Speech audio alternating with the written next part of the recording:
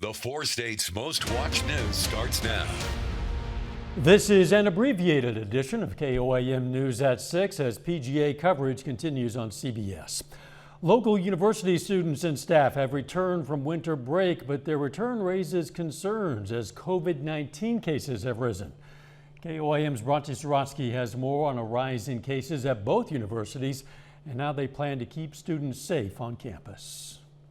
College students across the four states have returned to the classroom from winter break. Also making its return, COVID-19. This week, PSU tested about 90 students with COVID symptoms. 50 came back positive. So every week, on Wednesday, we report the last 7 days of data. And this past Wednesday, we reported that about a little over 90 students had been tested, symptomatic students, and approximately 50, and 50 of those were positive at our Student Health Center. At Missouri Southern, they currently have 48 new COVID-19 cases, according to their online COVID-19 dashboard. Due to the number of COVID cases, both schools have brought back masks for most of their buildings. The biggest reason why we got masks back was essentially to try to provide as many activities and opportunities as possible.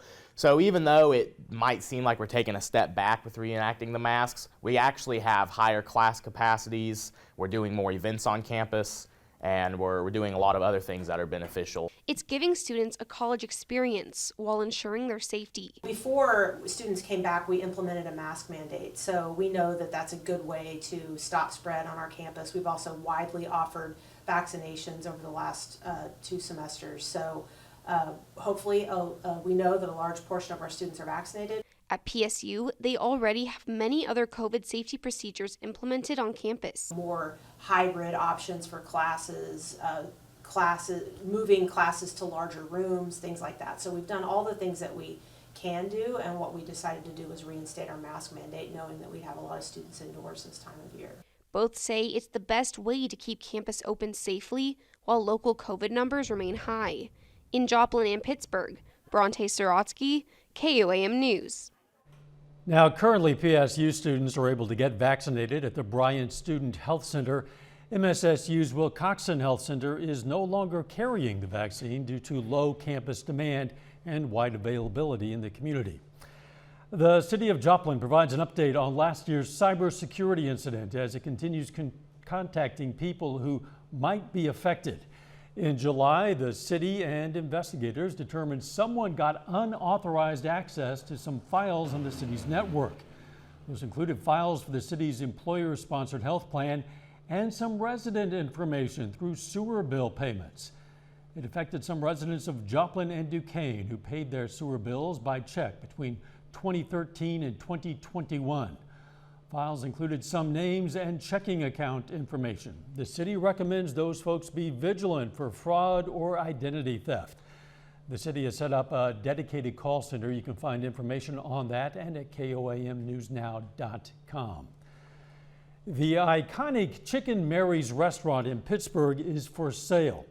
The manager tells us the sale is contingent on the new owner agreeing to continue to operate the restaurant and retain the managers. We're going to have more on that story for you tonight at 9 and 10. Caregivers at Ascension Via Christi Hospital in Pittsburgh are receiving some care in return. Board Chair John Clark says he saw fatigue on associates' faces during a January board meeting, and he was inspired by a report on how much the medical staff and associates had donated to the community. So Clark did something for them. He challenged fellow hospital board members to provide meals to caregivers, and they raised more than $6,000 in 24 hours, enough to feed associates on all shifts at the hospital for 5 days. With more donations, Clark plans to extend that. So you can learn how to help at KOAMnewsnow.com. Doug Hetty now has a look at the weather.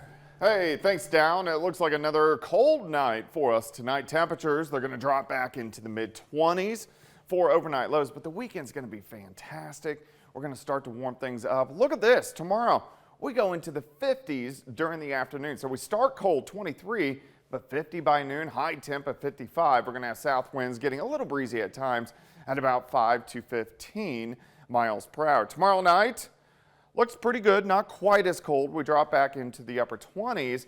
Then as we head into Sunday, another pretty good day. We go up into lower 50s during the afternoon. In fact, we're going to go into the 60s by the time Monday rolls around. But then we got to start to watch our next storm system. Showers start to develop. This is late Tuesday. As we go into Tuesday night and Wednesday, look at the freezing rain and sleet. It starts to advance a little bit farther south. The cold air works in. We go over to snow Wednesday night into Thursday. So a lot to watch as we go through the next few days. We're going to get some new data coming in around 8 o'clock tonight. So I'm going to have the latest. We're going to have the latest news, weather, and sports tonight at 9 and 10.